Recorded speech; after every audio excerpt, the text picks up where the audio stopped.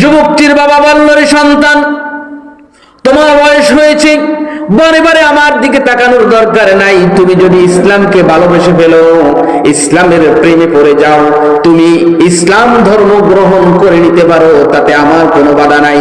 আমার দিকে না তাকাইয়া জমানার শ্রেষ্ঠ মহামানব মুহাম্মাদের দিকে তাকাও। তুমি যদি মুসলমান হও, আমার কোনো আপত্তি নাই। মৃত্যু একেবারে কাছাকাছি, মরে যাওয়ার একেবারে অবস্থা খুব কাছাকাছি, মৃত্যু এসে গেছে। এমন সময় অনুমতি পাওয়ার সঙ্গে সঙ্গে যুবকটি আল্লাহ রাব্বুল আলামিনের দিকে আঙ্গুলি, শাহাদাত আঙ্গুলি উঁচু করে দিয়ে যুবকটি পাঠ করলো, আশহাদু আল্লা ইলাহা ইল্লাল্লাহ ওয়া আশহাদু আন্না মুহাম্মাদান আবদুহু ওয়া রাসূলুহু। আল মুসলিমু আখুল মুসলিম সিত্তু খিসালিন ইয়াউদুহু ইযা মারিদা ওয়া ইয়াশহাদুহু ইযা মাতা ওয়া ইয়াজিবুহু ইযা দাআহু ওয়া ইউসাল্লিমু আলাইহি ইযা লাকিয়াহু ওয়া ইউশাম্মিসুহু ইযা আতাসা ওয়া ইয়ানসাহু লাহু ইযা গাবা। এক মুসলমান ভাই আরেক মুসলমান ভাইয়ের উপর 6টি হক রয়েছে। আল্লাহর হাবিব বলেছেন, তিরমিজির হাদিস, সে 6টি হকের মধ্যে ইয়াউদুহু ইযা মারিদা, সর্বপ্রথম হক, এক মুসলিম ভাই যখন তোমাকে ডাকে, তুমি সঙ্গে সঙ্গে তার ডাকে সাড়া দাও। এখন মনে করেন রাত 5টা বা 2টা 3টার সময় একজন ডাকলো, আরেকজন অসুস্থ হইল, আমি উঠলাম না, এটা কোনো মুসলমানিত্বের পরিচয় দেওয়া হলো না, প্রতিবেশীর পরিচয় দেওয়া হলো না। আজকে আপনি বিপদে পড়ছেন, একজনকে ডাকছেন, সে আসলো, আগামীকালকে ওই লোক বিপদে পড়লেও ডাকলে আপনি যাবেন, কিন্তু আজকে আপনি ডাকার পর যখন আসলো না, আগামীকালকে আপনাকে যখন ডাকবে, আপনি কি যেতে চাইবেন ভাই? না, যাইবেন। এরপরে যখন এক মুসলমান ভাই অসুস্থ হয়, আর এক মুসলমান ভাইয়ের তার উচিত তাকে দেখতে যাওয়া।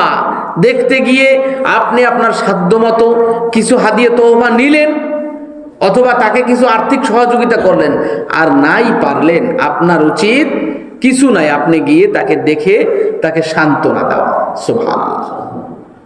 আল্লাহর হাবিব সাল্লাল্লাহু আলাইহি সাল্লাম তিনি শুধু মুসলমানদের না, ইহুদি নাসারারা, কাফিররাও যদি অসুস্থ হতো, দেখতে যেতেন কে? আল্লাহ রাসূল সাল্লাল্লাহু আলাইহি সাল্লাম। একজন ইহুদি যুবক, তিনি মাঝে মাঝে আল্লাহর নবীর কথা শুনতেন, মসজিদে নববীর পাশে দাঁড়িয়ে দাঁড়িয়ে রাসূলের জবান থেকে ওয়াজ শুনতেন, আলোচনা শুনতেন, কোরআনের তেলাওয়াত শুনতেন। হঠাৎ করে কয়েকদিন ধরে যুবকটি আসে না মসজিদে নববীর পাশে। আল্লাহ রাসূল সাল্লাল্লাহু আলাইহি ওয়াসাল্লাম বললেন, সাহাবীরা রে, খবর লাগাও, যুবকটি কেন আসছে না?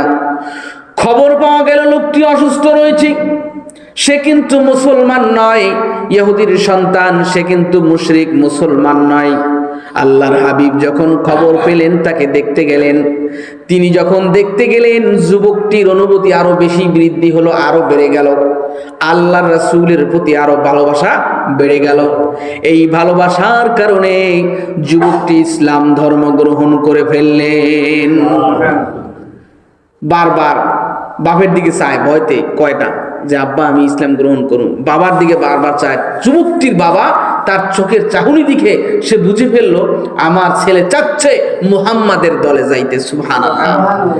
যুবকটির বাবা বলল, রে সন্তান, তোমার বয়স হয়েছে, বারে বারে আমার দিকে তাকানোর দরকার নাই। তুমি যদি ইসলামকে ভালোবেসে ফেলো, ইসলামের প্রেমে পড়ে যাও, তুমি ইসলাম ধর্ম গ্রহণ করে নিতে পারো, তাতে আমার কোনো বাধা নাই।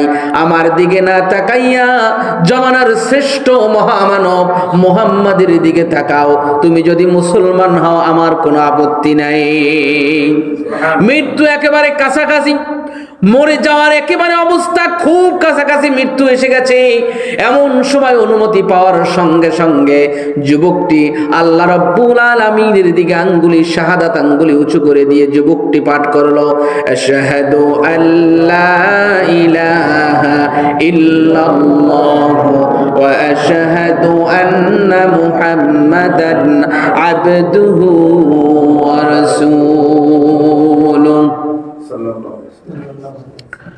এই যুবকটির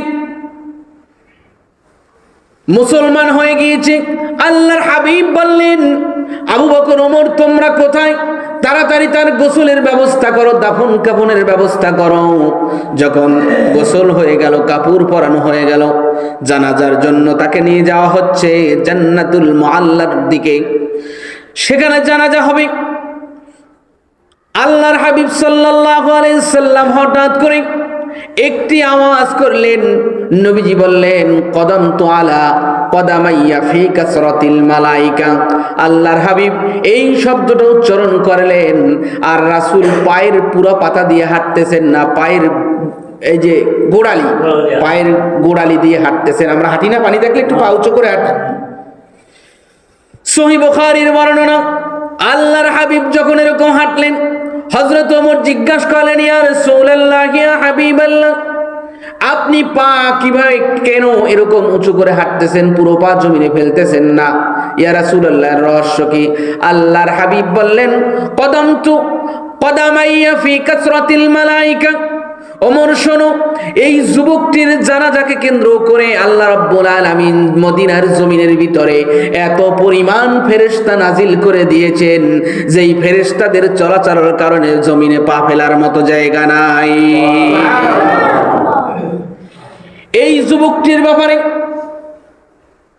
মিশকাত শরীফের ব্যাখ্যা গ্রন্থ মেরকাত যিনি লিখেছেন, মোল্লা আলী কারি রহমাতুল্লাহি আলাইহি, তিনি লিখেছেন, তার ভাষায় সুন্দর করে লিখেছেন, লা সাল্লা সালাতান ওয়া লাম ইয়াসুম ইয়াওমান ওয়া লাম ইয়াতাসাদ্দাক দিরহামা। এই যুবকটি ইসলাম গ্রহণ করার পরে এক ওয়াক্ত নামাজও পড়তে পারে নাই, একটি দিরহামও আল্লাহর রাস্তায় দান করতে পারে নাই, একটি রোজা রাখারও সুযোগ পায় নাই, কিন্তু তার ঈমান আনার সিস্টেমটা এত সুন্দর ছিল, ইসলাম গ্রহণের সিস্টেমটা এত সুন্দর ছিল, আল্লাহ রাব্বুল আলামিন এত পরিমাণ খুশি হয়েছেন, যেই পরিমাণ খুশি হওয়ার কারণে জমিনের ভিতরে কোটি কোটি ফেরেশতা নাজিল করে দিয়েছেন।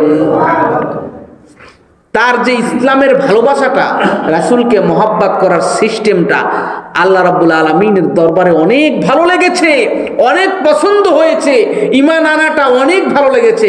এই জন্য তার জানাজাতে রাসূল আছেন, সাহাবায়ে কেরাম রয়েছেন, শিশু সাহাবীরাও রয়েছেন, এরপরও আল্লাহ রাব্বুল আলামিন আসমান থেকে কোটি কোটি ফেরেশতা নাজিল করে দিয়েছেন। সুবহানাল্লাহ। এখন ফেরেশতা যদি আমাদের জানাজায় আসে, আমরা কি দেখি? না। একটু ঘুমাইবেন না, জোরে বলেন, আমরা কি দেখি? না, দেখি না। তাহলে আমাদের জানাজাতেও ফেরেশতা আসতে পারে কিনা ভাই? পারে।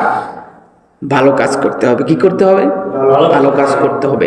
আল্লাহ রাব্বুল আলামিনকে খুশি করার মর্যাদা, বা আল্লাহ রাব্বুল আলামিনের পক্ষ থেকে আল্লাহ যদি আমার প্রতি খুশি হয়, আল্লাহ যে কি পরিমাণ হাদিয়া, তোহফা, উপহার, সম্মান, মর্যাদা আপনাকে দিবে, আপনি ভাবতেও পারবেন যে আমি তো এই সম্মানের অধিকারী না, আমাকে এত সম্মান আল্লাহ দিল, আমি এই সম্মানের অধিকারী নয়, কিন্তু আমাকে এত সম্মান আল্লাহ পাক দিল।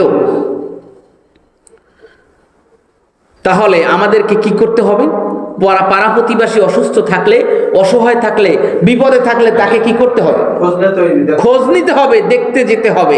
এই আদর্শটা আমাদের ভিতরে আমরা লালন করতে পারবো ভাই? ইনশাআল্লাহ। তাহলে আমরা আজকের আলোচনায় প্রবেশ করি ইনশাআল্লাহ। সকলে বলি, আউযু বিল্লাহি মিনাশ শাইতানির রাজিম।